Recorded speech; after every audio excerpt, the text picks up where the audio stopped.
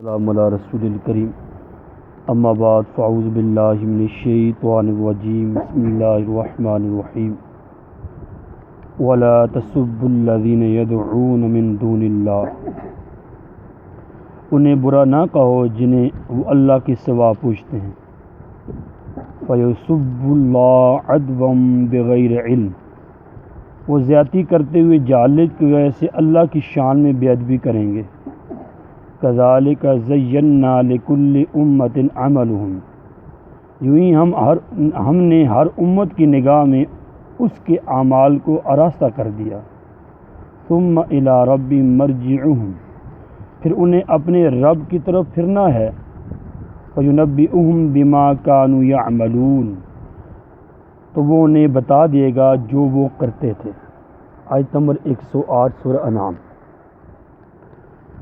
اس آیت کریمہ میں فرمایا گیا کہ اللہ کے سوا جنہیں وہ پوچھتے ہیں یعنی بتوں کو برا نہ کہو۔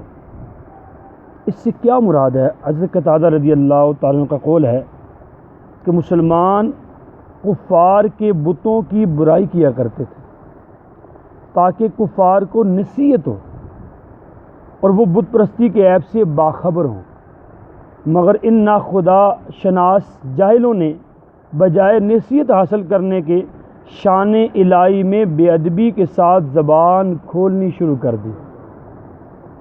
اس پر یہ آیت کریمہ نازل ہوئی۔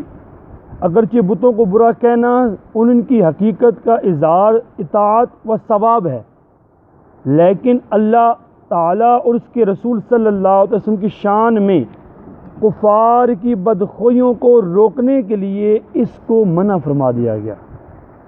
مسلمان تو بات حق کر رہے تھے کہ یہ بت گندے ہیں جنہیں تم اپنے ہاتھوں سے بناتے ہو، نہ یہ نفع دے سکتے ہیں نہ یہ نقصان دے سکتے ہیں۔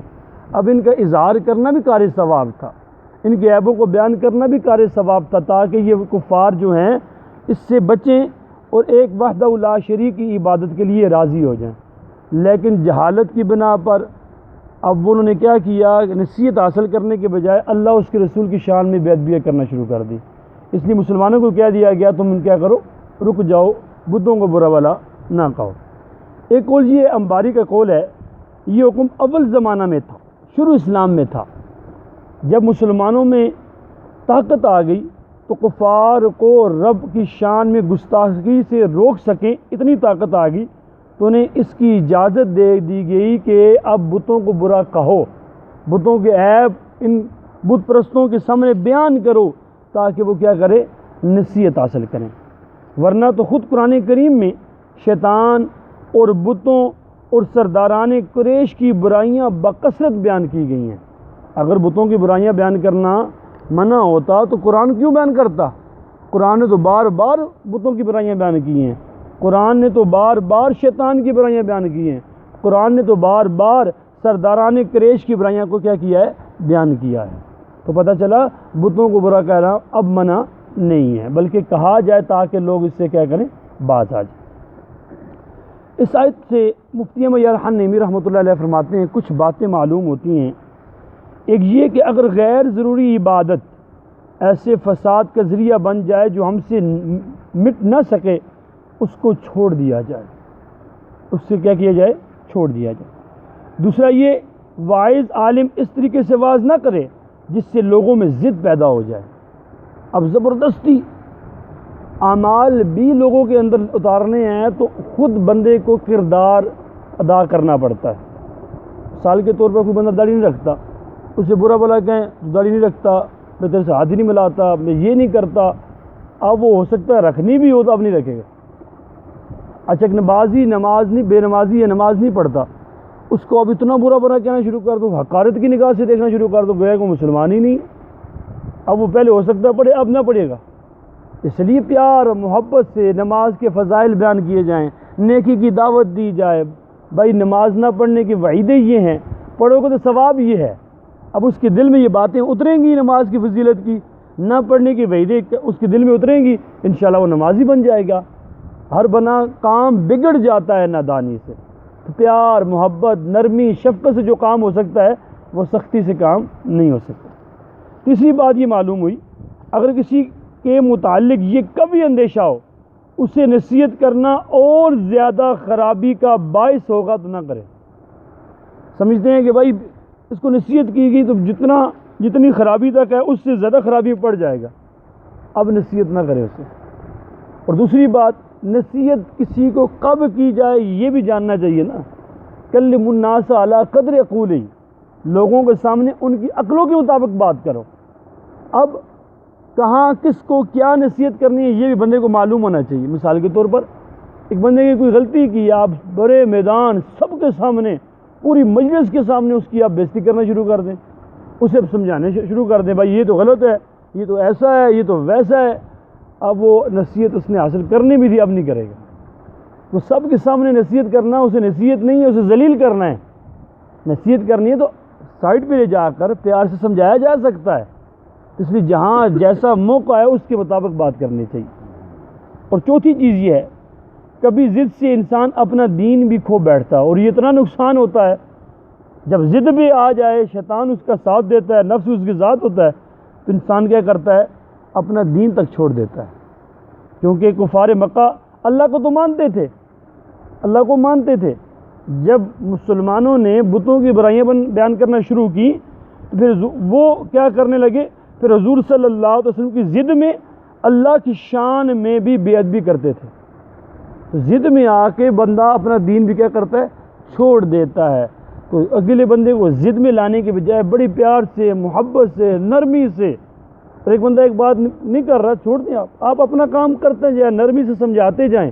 وہ عمل کرے نہ کرے ثواب آپ کو مل رہا ہے، وہ عمل کرے نہ کرے آپ کو ثواب ملتا جا رہا ہے. اور آپ یہ کہیں میں اسے نمازی بنا کے ہی چھوڑوں گا، میں تو اس کو چھوڑنا ہی نہیں ہے. بے شک آپ ایسا ہی کریں، لیکن پیار سے، محبت سے. کسی کے سامنے برا نہ کہیں، وہ نماز نہیں پڑھتا تو اسے برا نہ کہیں، پیار سے سمجھائیں اسے. اور ایک بار نہیں 1000 مرتبہ سمجھائیں، ثواب ملے گا. لیکن بس اوقات سمجھتے ہیں کہ اب میری بار بار تکرار سے جو چھوٹے بہت اچھے کام کر رہا ہے اب وہ بھی چھوڑ دے گا، تو اب اسے سمجھانا چھوڑ دے، کبھی کبھار سمجھائیں. اسی طرح اگلی آیت میں ارشاد فرمایا وَأَقْسَمُوا بِاللَّهِ جَهْدَ أَيْمَانِهِمْ، اور انہوں نے بڑی تاکید سے اللہ کی قسم کھائی، لَإِن جَاءَتْهُمْ آيَاتٌ لَيُؤْمِنُنَّ بِهَا، کہ اگر ان کے پاس کوئی نشانی آئی تو ضرور اس پر ایمان لائیں گے. قُلْ إِنَّمَا الْآيَاتُ عِندَ اللَّهِ، تم فرما دو نشانیاں تو اللہ کے پاس ہیں. وَمَا يُشْعِرُكُمْ، اور تمہیں کیا خبر ہے، أَنَّهَا إِذَا جَاءَتْ لَا يُؤْمِنُونَ، جب وہ نشانیاں آئیں گی تو بھی یہ ایمان نہیں لائیں گے.